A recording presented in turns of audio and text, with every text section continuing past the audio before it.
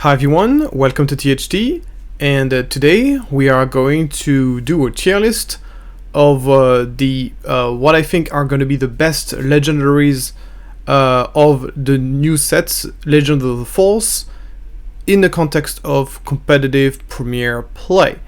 So obviously there's no meta established yet. I've been able to play with most of those cards, not all of them obviously, but most of them. So I have a kind of a better idea on how those cards kind of play out in a competitive environment. At least a lot more than during my first impression videos. So I'm going to be sharing with you where I think those card ranks. So basically, as I said, I like to do it, is S tier is the card that are absolutely going to be shaping the meta. They're going to be cards that are either going to see a wide amount of play or are going to be super powerful in one or two very specific decks, but so much so that it's going to have a high influence on the meta. For basically to be in S tier, you need to be a very strong card, but you also need to have a strong impact on the meta. A tiers are just really competitive legendaries that are going to shape new decks, or are going to see a wide amount of competitive play, but they're not necessarily going to have a huge impact on the meta. B tier are basically the niche legendaries card that might see play in some decks, but they're going to remain relatively niche. S tiers are cards that are basically whenever you get into C tier, D tier, you are no longer like a competitively card. So basically anything that is C tier or D tier can be considered quote unquote bad, in the sense that it's a card that is not going to see any play in competitive or very small. So C tiers are either cards that are super situational, they're missing, they fit in specific decks, but those decks are not really competitive, they don't really have enough options. So they might become powerful in the future, but for now they're kind of missing something. And D tiers are legendaries which I think are pretty close to unplayable, or at least very unlikely to see any play even in the future. So we get into this now by starting off with the fact that this video is sponsored by Card Market, the biggest marketplace to buy and sell cards in Europe. And as you can see here, the booster box for Legend of the Force are currently on pre-sale, and you can actually get your Legend of the Force sealed box in English for as low as 84 euros on this website, which is really good prices. So do not hesitate if you want to buy this. So moving on now to our first card that we're going to talk about is obviously the new Darth Vader Twilight of the Apprentice. This card is very strange because it is basically, if you doesn't have ambush, the card is like it's okay, but it's not amazing, because what happened is like it's gonna come into play, it's gonna give a shield to itself, a shield to an enemy units, then the enemy unit is probably gonna find a way to get rid of its shield. Therefore the on-attack ability is not really gonna matter because the shield has gone away, because the unit has basically attacked and has lost its shield, unless he has happened to play another shield unit in the same time, which is very unlikely to happen. So pretty much the on-attack ability is pretty much useless, and the when play ability is nice but not always so amazing. So I think in the context of, and then the stats are like, they're not amazing for a 6-drop. So there, the card is kind of meh whenever you don't have ambush. However, when it does have ambush, this card is probably the strongest card in the entire game. So I'm not putting chopstick here. I think this card is absolutely insane whenever it has ambush, because it's going to be able to, of course, ambush into a unit, deal 5 damage, and it can basically give a shield to a unit and then defeat the unit right away, which means it can defeat something of any size, whether it's a leader, whether it's in space, anything, anywhere, which is absolutely crazy. So it's kind of like a Rival's Fall, but you get a 5/6 body as well, and you also get to ambush with that 5/6 body, and that 5/6 body is probably not going to take any damage back because it's also shielding itself, which is completely bananas. Even though, yes, it does require your ECL use, but a play like this very regularly will completely shift the momentum of the game in your favor. So obviously there's a caveat with this card, is that you need to have ambush, so you need to either combine it with timely intervention or with energy conversion lab the base, so you need to be playing green, or you need to be playing yellow. There is actually a new yellow card from Legend of the Force, which costs 1 and allows you to play a force card from your hand and give it ambush. So, which is not as good as Timely Intervention, because Timely Intervention has the option of being able to be played from Smuggle, and it works for any other unit, not only Force unit. But if you're playing yellow, that's an option available to you.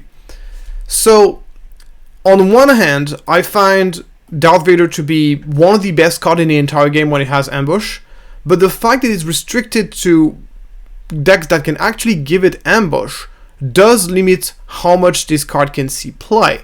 So it's not going to be like a Luke Skywalker or Darth Vader from Z1, which is going to see more or less play in every single deck that plays this color combination. However, this card is so powerful that it's completely valid to completely shape your deck around that card, even though you're going to have to make some significant sacrifices. Nowadays, mid-range and control decks usually prefer to be running a Data Vault instead of a 30 HP base. So if you want to jump into an ECL, you are actively basically losing 8 HP by comparison. You can decide to not play ECL and instead only relies on Timely Intervention. But then if you're once again playing if you're playing Data Vaults, that reduces your chance to actually find the Vader plus Timely Intervention combo, which is also another strong limitation. And you also, it's also a lot worse because you gotta pay an extra resource, while with ECL it's actually free. So, in my opinion, Vader is really strong, but you need to be building a specific deck. But I think the decks that are going to be able to leverage Darth Vader ambush ability are going to be some of the most powerful deck in the game. And for that reason, it deserves the S tier status. It's not going to see a wide amount of play, as I said, but I think in the correct deck, it's so incredibly powerful that I think it's worth the S tier status. Next, we have Always 2. So I've actually talked a lot about this card, and my opinion on this has not changed. I still think this card is extremely situational. There's not enough Sith in the game to make this consistent, the deck building constraint in order to make it work. One thing that I overlooked in my first impression video was that you can actually use this card if you only have one Sith in play, which makes it a little bit easier to use, and then 4 resources, you get 2 shield and 2 experience is not horrible. With that being said, I think that giving experience and shield to a unit is only truly valuable when this unit actually has ambush, so then giving it shield to it can really be super protective and super beneficial. Unfortunately, there's no Sith that currently has a Sentinel. So right now, I just don't think the card is really good. It's not completely unplayable. It's not as unplayable that I initially thought it was, but I don't think it's a very good card. I'm going to put this in D tier. Next, we got another very big card, is Anakin Skywalker. So the new Anakin Skywalker is interesting. So there's basically 2 ways to run Anakin. Is either you are able to run a deck that is capable of consistently having some heroism and villainy cards in the discard pile, and therefore it becomes a 5/7 that deals -6/6 that can be split into double -3/3, or you can just simply play it in a regular villainy or heroism deck, in which case it will give out -3/3 as it come out. So if you play it as the -6/6, it's absolutely insane. There's no question about it. It's basically a small Luke Skywalker. It costs 1 less, has 1 less attack, doesn't have the restore 3, but it's able to split the -3/3 against 2 different targets, and doesn't need a unit to actually die, which makes it easier to play as your first play of the game. And the fact that it costs 1 less is a pretty big deal. So Anakin in that context is undeniably an amazing card, and is an absolute auto-include if you are a deck that is capable of putting an heroism or villainy card in the discard pile. Then Anakin Skywalker is going to be an absolute auto-include. There's no question about this.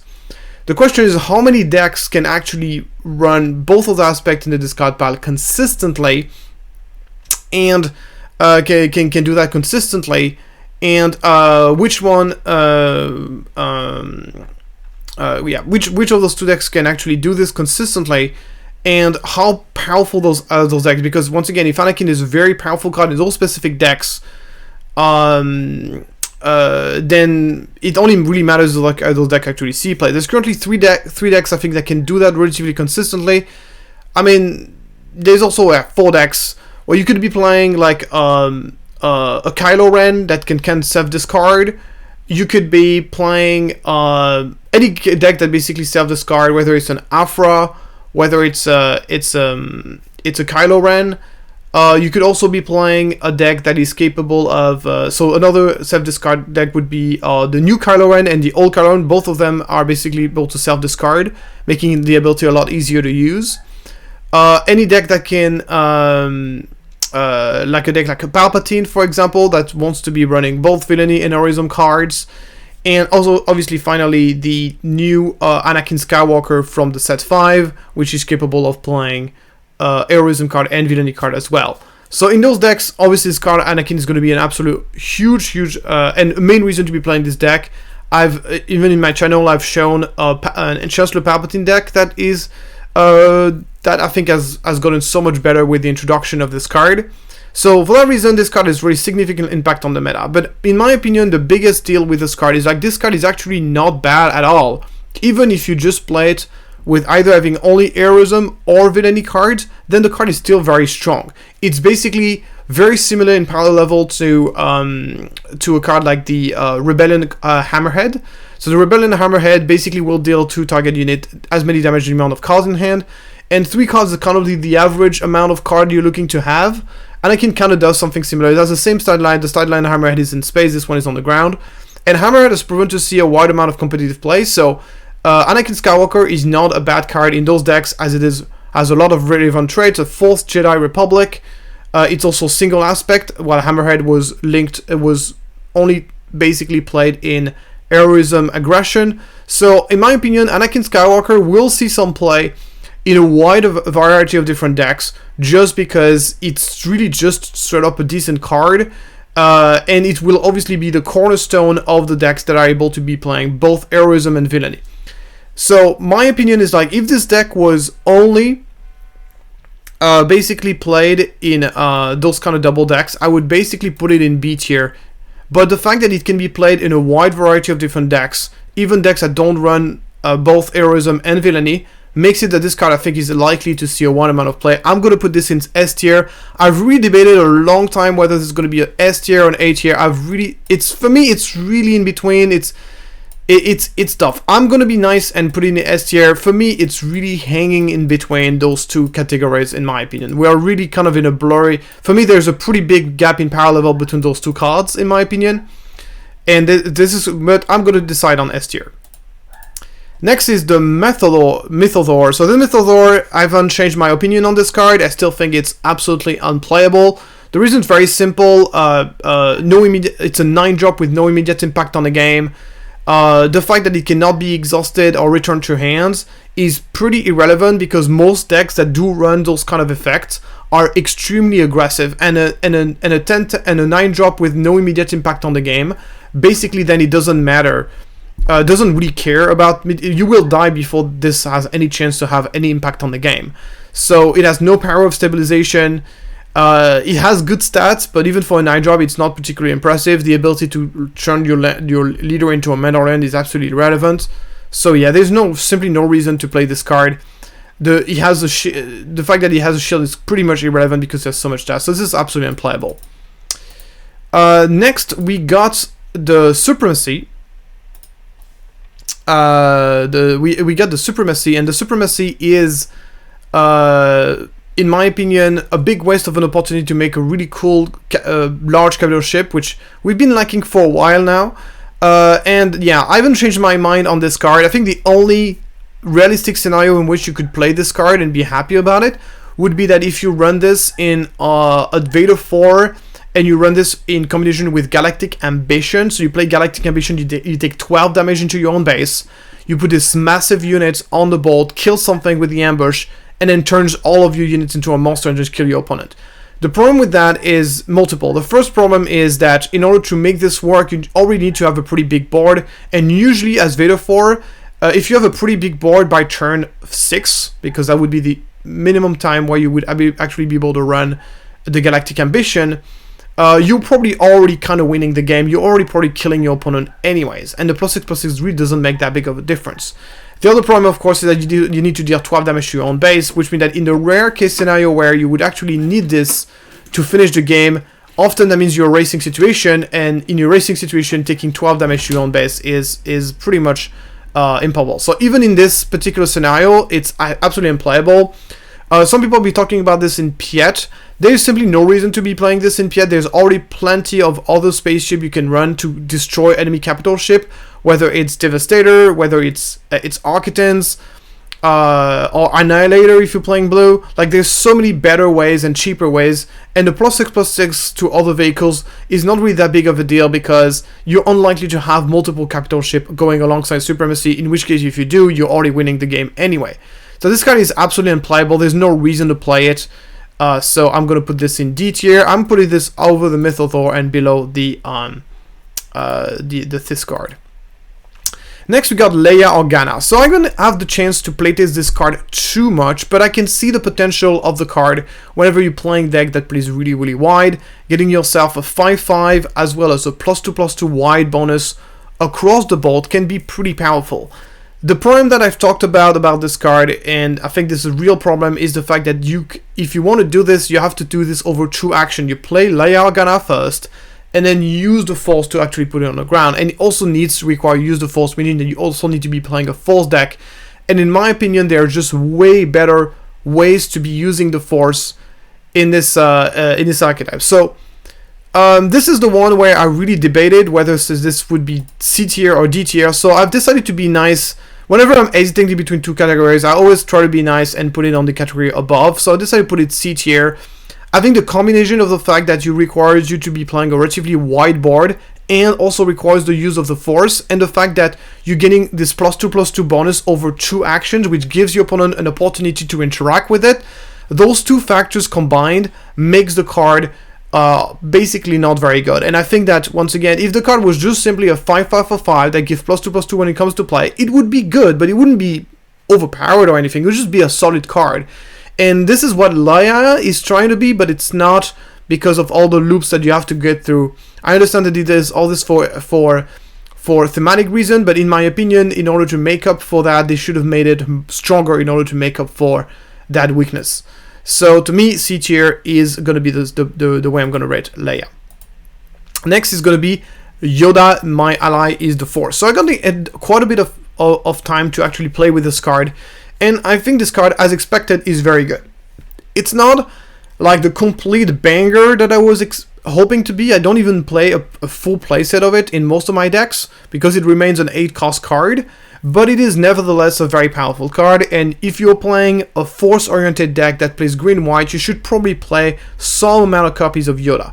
It's not a 3-of, it's not an auto-include, it's not even an auto-include, I believe, but it's really strong. Immediate impact on the board allows you to stabilize the game by killing something and healing your base.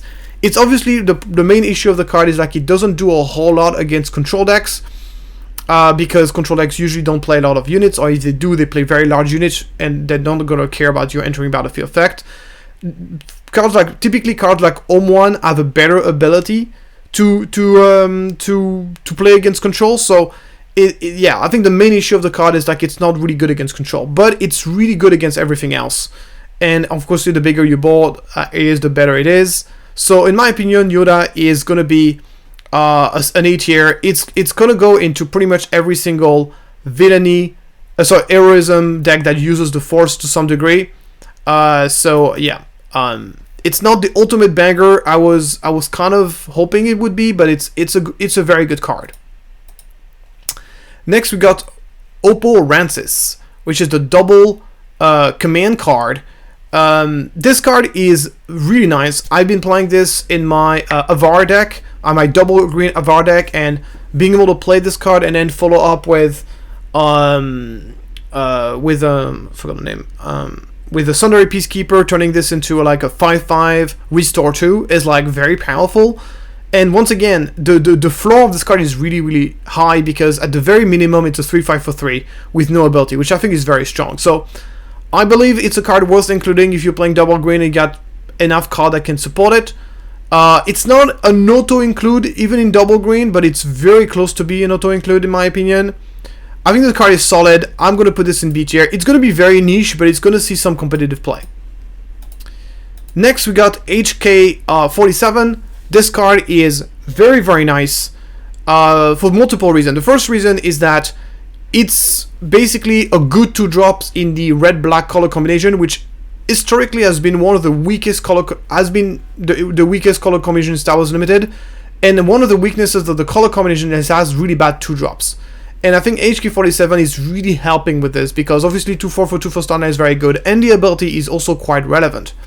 So it doesn't have super great combination with villainy leaders, unlike stuff like Anakin that can turn your 2-4s into monsters, or even Rey that can turn your 2-4s into 3-5s. So it doesn't, a 2-4 in villainy is not as good as in heroism.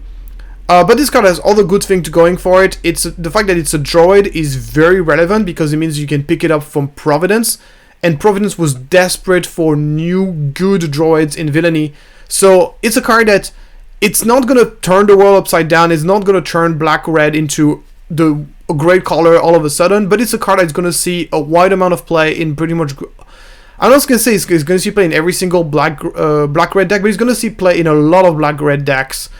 And for that reason alone, deserved the HK status. I'm going to put it over the Yoda. I think it's going to see more play than Yoda. Because, yeah, Yoda is really good, but it's only limited to Force deck, where HK47 will basically see play in all those, basically in a lot of different black-red decks.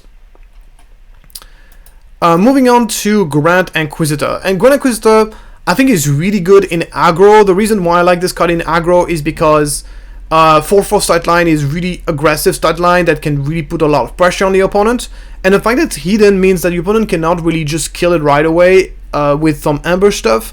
The 4-4 stat line has historically been very vulnerable to a lot of 4-5 ambush, which has been very popular in Star Wars Limited, between obviously the Han Solo from set 5, obviously Bosk, or even like the I forgot the name, Blue Leader. Like, those stat lines be kind of very vulnerable to ambush units, but with Eden you actually have more of a chance to be able to attack at least once before the unit dies, and it also has a lot of very relevant trade with Force Imperial. So a lot of relevant trade, harder to interact with than your regular other 3 drops, and with a good amount of attack value against those units. I think Grand Inquisitor is going to see play some aggro. It's going to be one additional more option is going to be available. I don't think it's going to turn things upside down. There's plenty of other good 3 drops you can play, and I don't think those aggressive red-black decks are particularly amazing, but I think it's worthy of a B tier status in my opinion. It might be better than this. It's really going to come down to whether we think black-red aggro is going to be super popular in the meta or not. I honestly don't think that's going to be the case, but we never know. Moving on, we got the Cin Drallig. My opinion about this card has not changed. The problem with this card is like it just requires too much going on. You need 8 resources to be able to play this. You need to have a lightsaber in hand. And then it readies the unit, but you don't get to attack with the unit right away, meaning that your opponent is going to have multiple points of interacting with these units before you actually get to attack. So it's an 8 drop that is very easy to interact against, and it requires you to have a lightsaber in the hand, so it's a deck building constraint, and also requires you to actually have both cards in hand. So there's just too much that needs to happen for this card to be any good. I don't think it's unplayable, but I don't think it's good enough for competitive play, so I'm going to put this on top of D tier here. I think it's not a bad card. It's not like unplayable, but I just think it's just too much trouble, too situational to see any plays in competitive, unfortunately. Okay, so I've seen the video about a K2OD ranking this card as the top 10 best card in the set, and I honestly don't understand why. So we're gonna have a little bit of a discussion here because maybe I'm missing something. So obviously, if you are talking in general in a regular deck, this card is terrible because it's an 8 drop with no immediate impact on the game. So you don't need to be an expert in Star Wars Limited to realize that spending 8 resources into something that doesn't have the power to stabilize the game, and if it gets dealt with, you have a huge negative tempo swing against you, while you don't get anything back, and your opponent has probably just did an excellent tempo trade against you. The on-attack ability is very anecdotal. At the start of the game, units are really large, so this ability actually doesn't kill anything. You actually damage your own unit as well. So the ability is pretty much irrelevant. What is relevant about the card is obviously the stats and the ability to put a tremendous amount of pressure on the opponent whenever this comes into play. The problem is like it's so easy to answer. It's so easy to answer with removal. It's so easy to answer with sentinels. Like you can literally play like a 3-drop something like and that really cannot really do anything. Because you attack the sentinels, even if the on attack actually kills the sentinel, you still will be blocked. So it just doesn't work in any way. It's extremely easy to counter. So the main argument that was being made in favor of this card is like, if you are playing hard, you get to play this card 1 turn earlier. And obviously, there's basically no difference between having 10 HP and 8 HP, so really the 2 damage is not really that relevant, and then you get yourself a 10 attack units for 7, so possibly on turn 6 or even earlier if you manage to ramp. And this can really put a lot of pressure, and we've seen those kind of cards like very expensive threats that can really kill opponents in a couple of turns, being very popular notably in the Han2 Data Vault deck. And the other example I want to talk about is Rancisis, and basically currently the card that Han2 players are using in a later stage of the game to kind of put a tremendous amount of pressure on their opponent is Rancisis. And the reason why people play Rancisis is because Rancisis is a 7 cost 8 attack. So it's the most amount of attack you can have for 7 resources in the entire game. So why is Rancisis, in my opinion, so much better than Bendu? And the reason why I think Rancisis will see play and Bendu will not. And the reason is very simple. Is like Rancisis actually does something if it gets dealt with. If someone kills the Rancisis, you still get to deal 8 damage to something else, which is huge, meaning that there's a real dilemma on whether you need to kill the Rancisis and you get something back. While if you kill the Bendu, you don't get, the opponent does not suffer any consequence. There's no downside of killing the Bendu. So Rancisis is has -2 attack compared to a Bendu, but he's also 1 cost cheaper. You ask me the permission, I take this trade every day of the week. I would rather have coming to play 1 turn earlier and having 2 less attack and going from 10 to 8 every day of the week, and that's not even close.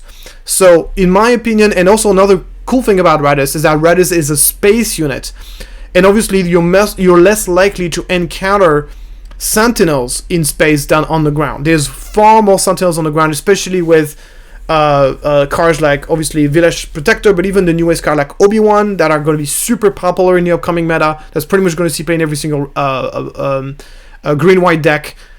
I just don't simply understand why people consider this card to be any close to be competitive. So yeah, for me, there's no debate. I don't think it's, once again, I don't think it's unplayable. You can put this into your deck and maybe you'll be able to win a couple of games with it. I don't dispute that.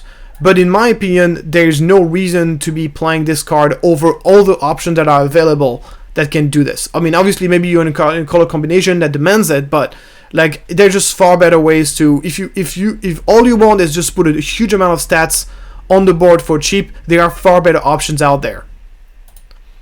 Moving on to Marian Row. So Marian Row is kind of interesting. I think it's a card that you can play in notably the Cad Bane deck. We haven't really seen like the Dream Leader that really makes this card makes a lot of sense. So for me, this is really a card for Cad Bane. It's an additional option for Cad Bane decks.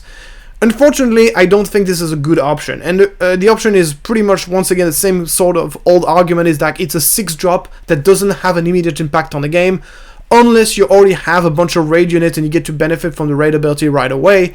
But then there's always the risk of your opponent actually dealing with it and then you losing that raid ability. It's a 6/7, so it has good stats. But once again, the give all friendly units raid only really truly matters if you have a bunch of raid units in play, which is not, which is a position where you're already winning the game when it happens. So I don't think it's awful, and maybe there's a world where this is going to be good. But to me, I'm going to rate this C tier. I think if you're playing Cad Bane, there's just better things to do than playing a 6-drop that does nothing most of the time when it comes into play. But maybe there is a meta where just putting a 6/7 is just such a high stat. Maybe there's a meta where people don't play like hard removals, and it's just this amount of stat lines and this amount of pressure is just too much. So I'm not gonna put it in D tier. I'm gonna put it in C tier. Next, we're going to talk about a card that I was super hyped about when I saw it first, and then I played with it, and I kind of like cooled down a lot on it. This is obviously the Qui-Gon Jinn. So, first, elephant in the room, what makes this card really good is like it's a 7/5 ambush for 7, so it available in heroism. We had Maul that is able to do this as well. Qui-Gon Jinn has this ability to kind of snipe any leaders in the game. I mean, a lot of leaders that comes down on 5 or 7. So my first problem that I have is like, as a leader sniper, he's kind of nice, but the problem is that most leaders that have 7 health, usually they come out on 5. That's 2 turns earlier than Qui-Gon Jinn. So whenever your opponent gets to play his leader for 2 turns, and you finally end up being able to snipe it with Qui-Gon Jinn, the opponent's gonna, okay, that's fine, bro. That you spend 7 resources to do this, I'm actually fine with it. One of the main advantages that Maul has plus +1 health. He has his underworld ability, which is quite good, and he also has, but more importantly, he has overwhelm, and 7/6 overwhelm.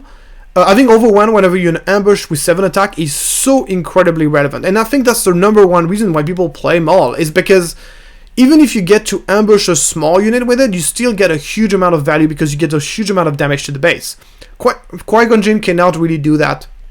And to me, that's a really big problem. He's a purely defensive card, as opposed to Maul, who can turn into an aggressive card if directed toward the right target. So to me, this card is not even close to be on the same power level as Maul. He does have his when defeated ability, and for me, this is probably the biggest disappointment from this card. Is like, I found the when defeated ability to be very difficult to use. The fact that it only works on ground, non-leader units, really makes it difficult to use most of the time. So if you can use the when defeated ability, then Qui-Gon Jinn is amazing. If you're not, then he's kind of underpowered. So, don't get me wrong, obviously I spent the last 5 minutes tearing it down, but in my opinion, this is not a bad card by any means. I think it's a strong option to have if you're playing any sort of cunning, heroism, mid-range deck. You should definitely consider running Qui-Gon Jinn, and it's going to come down to the meta whether I think this card is going to be good or not. But to me, it doesn't belong to the A tier conversation. I'm going to put this in B tier on top of the Grand Inquisitor. I think it's a really solid card, and I think it's going to see some play, but it's going to be meta dependent on how much it's going to see play. We have an environment where there's a lot of key 7 units to kill. Is there a lot of grind units to kill? Is this card answering a specific problem that this deck is having? I think those questions kind of have to be answered to find out how good Qui-Gon Jinn is going to be. So, my next card is Zuckuss. A lot of people have been talking a lot of shit about Zuckuss. I agree that Zuckuss is not a good card. Okay, I think anybody who has eyes can see that a 4/7 for 5 double cunning is not good, especially in a color combination that has access to so many great 5 drops. And I think this is probably the biggest weakness of Zuckuss, is that you are basically comparing this card to Cantina Bouncer or even the Mandalorian. Comes down to 5/6 for 5. So yeah, that's the main issue of this card. But if you are running this card into obviously on a Throne 1 deck that can always seize the top of the deck, then suddenly Zuckuss becomes an 8/7 for 5. And 8/7 for 5 is a lot sexier. Now we're talking about a card that puts so much pressure on your opponent. 7 health coming out on 5 is very, very difficult to get rid of. So in my opinion, this card is going to be a really, really good option in this very specific deck, which we've never seen before. So this is obviously the main problem with the card, is that obviously it's a card that does require you to be playing specifically Throne 1 yellow for this card to work. But if it can work, then the card is going to be very nice. And keep in mind that Throne also had another help with the I forgot the name of the card, but the card allows you to play a card from the top of the deck with a discount of 4 resource for 1. This other card also is really strong, so maybe there's a deck here. Any case, I'm going to put this in C tier. It's obviously extremely niche, and there's no guarantee at all that the deck that is attached to this card is going to be good, but as I said, 8/7 for 5, that is a tremendous amount of stats, and that is a lot of pressure. Next, we are running into a similar card, the Legacy run, which means, what I mean by a similar card is like a card that is very specialized on a specific archetype, but is really, really good in that specific archetype. But the difference is that actually I think the archetype this card is attached to has actually a really good chance to be competitive, and I think this card is actually transforming this archetype way more than we think. And that archetype is obviously Thrawn Yellow. So Thrawn Yellow control, talking about Thrawn from Jump to Lightspeed, so Thrawn 4, is in my opinion a very, very strong archetype. That's, in my opinion, has been really underplayed in Jump to Lightspeed. I think it was already a deck that I think was quite good in Jump to Lightspeed.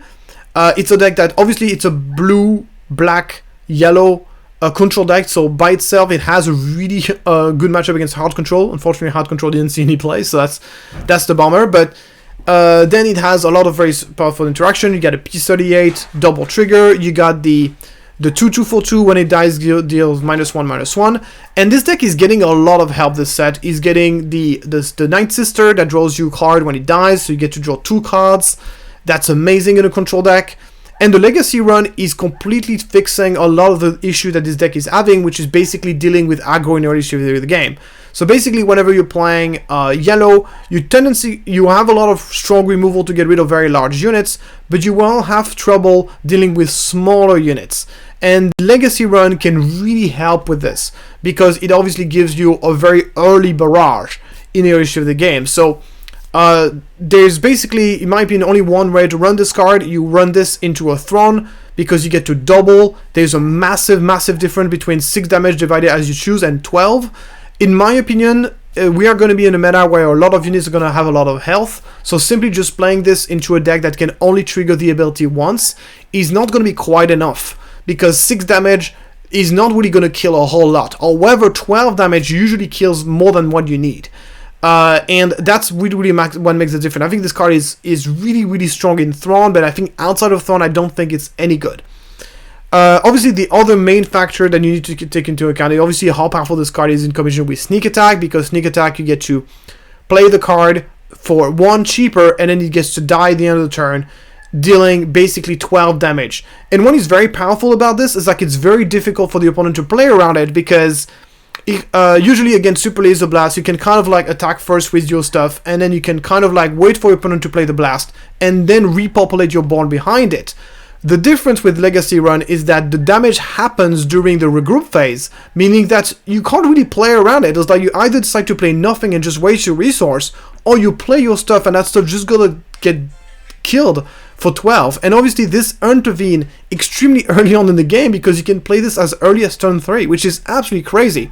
And you also get the 3 damage coming from the Legacy Run attack as well. So this combo is absolutely insane. I also believe that the Legacy Run, even without a timely intervention, without a Sneak Attack, remains a very, very powerful asset to reset the board. You play a Legacy Run, and turn after, you can either run into and die into something, or you can play like Merciless Contest. Merciless Contest will kill a unit and then deal the 12 damage after. You can also play the Chimera, so you can go Legacy into Chimera. Chimera deals 12 damage entering battlefield effect, and then you still have the Legacy Run in play. Like, there's just plenty of great stuff to do. You can of course play this as a 1 resource discount whenever you're using Chronic. So this card could single-handedly make Thrawn basically a force to be reckoned with in the meta. And for that reason, this card deserves to be at least an A tier, and I'm going to put it in A tier here. So I think, once again, I think this card is strong enough, and it's gonna make this deck a competitive deck. There's basically 2 ways to run Thrawn 4 yellow. Either you run it as more of a mid-range, or you can run it as hard control. And obviously in either of those versions, Legacy Run is going to be an absolute banger of a card. Moving on to our next card is going to be Darth Malak. So Darth Malak, I was pretty excited about this card, and then I realized that there's just not many Thys leader in the entire game. Most leaders are Force, and the Thys leader are way more expensive. They either deploy on 6 or on 7. Currently, there's only one Thys leader that deploys on 5, and that unfortunately is Dark Revan, which I've already talked about this card. I think this leader is not playable, and my opinion has not changed about it. I think Dark Revan is not a good card at all. And so the problem is, like, then you have this unit which is specifically designed to work with a leader that is bad. So that's pretty bad. Currently, the best way to run Darth Malak, in my opinion, is in an Asajj Ventress, because Asajj Ventress deploys on 4, and then if Asajj Ventress survives the turn, you get to play Darth Malak the turn after. And yes, the problem with Asajj, like, she's 4 health deploy, so she has 4 health, so she's quite squishy, so making her survive is not always going to be easy, but it is definitely doable. Is the deck overall going to be strong enough? That remains to be seen. So Darth Malak, I think, is a really good card, and unfortunately we wanted to have a good 5 deploy Fist Leader to combine it with it, and until then I don't think he's going to see much competitive play. So he's really good. If you don't get the ready effect, the card is very, very average. So in my opinion, this is going to be a card that I'm going to put in C tier. I think it's a really good card. Potentially, it has a lot of potential, but we are not currently living in a world where there's any good combination for this to be worthwhile. Another situational card is Grogu. Grogu is not situational in the sense of his ability, but he's situational in which because of which deck he can actually be played in. In my opinion, Grogu in a regular deck is way too slow because you need to play it first, then you have to wait an entire turn, and then you need to be damaged to actually use it. But if you're playing this, of course, in a Hantu, it's a completely different story because suddenly you can play him 1 turn earlier, and you can play him already damaged, which allows him to be able to use his ability right from turn 2 without the help of any other things. So he becomes way less situational and a lot faster. So really, Hantu really compensates the 2 weaknesses of that card just right off the bat. So the question is, how Hantu decks are going to be interested in running Grogu? And the answer is, it depends on what kind of Hantu you're playing. If you're playing a Hantu very aggressive, I don't think Grogu is going to be really good. I mean, a 1/6 that just heals your stuff and deals damage to units, not bases, is absolutely worthless in an aggro deck. However, if you're running a more mid-range or control-y, then Grogu becomes a lot more interesting. So I got a chance to play quite a bit against and with Grogu, and I found that the card to be really, really strong when you get to play it on turn 1, but if you draw it any later than turn 1, then the card becomes a lot worse. So my opinion about Grogu is, like, first of all, he's very specialized. You really need to play it in a Hantu deck to actually work, and the other problem is that even in a Hantu deck, it's not an absolutely amazing banger. It's a card that's really good play on turn 1, but then beyond this, it's not that amazing. So I'm going to put this in B tier. It's a good card, but it's not changing anything major, and I don't think, even in Hantu, even in an Hantu mid-range deck, I don't think this card is an auto-include by any means. Next, we got the Father. So the Father is the card that allows you to use the Force and regain the Force right away by dealing damage to it. This is obviously a 8-drop with no immediate impact on the game. In order for a card like this to be busted, to be good, you need to be doing a crazy, crazy combo with this card. And the way you usually want to do this is by basically having a repeatable Force ability that you want to use over and over again, that you would like to get loser value and then play it over and over again. The problem is, like, there's no such things in the game. Every Force abilities either require you to exhaust a card, allow you to spend some resource which will prevent you from using that ability, or will force you to have some sort of condition that would make the ability worthless to use repeatedly. So currently there's no combo that makes the Father abusable, and for now the card is absolutely unplayable. So yeah, I'm gonna put this. Yeah, I'm gonna put this over the Mythosaur because at least this card has some potential maybe in the future. But since the Force is not an evergreen ability, I really doubt that we're gonna get the card that's gonna combine with it anytime soon. Last but not least, Constructed Lightsaber. I've dismissed this card a little bit too quickly during my first impression video, saying that this card was simply inferior to other 3 cost lightsaber that we had access to, and I think this is not entirely true. I think there are a few decks in which Constructed Lightsaber is actually very good. So if you first of all, if you want to have a 3 cost upgrade that actually restores you, which certain type of decks wants, then even in heroism there's not really better options most of the time. The +2/+2 instead of +3/+3 ended up not mattering that much most of the time, but I think I really found the card to be really good in Villainy, because in Villainy we don't have as many lightsabers. We have the Fallen Lightsaber, but but which is better than the constructed lightsaber most of the time. But if you're playing a deck that runs a fallen lightsaber, usually also wants to run the constructed lightsaber. So for example, in a Kylo aggressive deck, having 6 copies of a 3 cost lightsaber you can put on your Kylo when he deploys makes the deck a lot more consistent. So this has been like a really good option. And you get Raid 2, which means that the card is basically sort of a dark saber for 3 resource, which is very nice because it's 4 attack, 3 health. So yeah, this card, the fact that it's basically neutral, true neutral, means that it can be played in a wide variety of decks.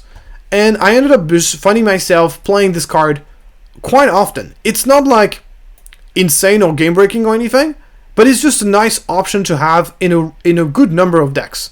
So I decided to put this card as B tier. And here it is, you got it guys. This is currently my tier list for the legendary in Jump to Lightspeed. Jump to Lightspeed, of course, we're still about 1 week or 2 before release, so there's still a long time to kind of play test and refine this a little bit, refine how we evaluate those different cards, and I'm happy to be proven wrong on some of them.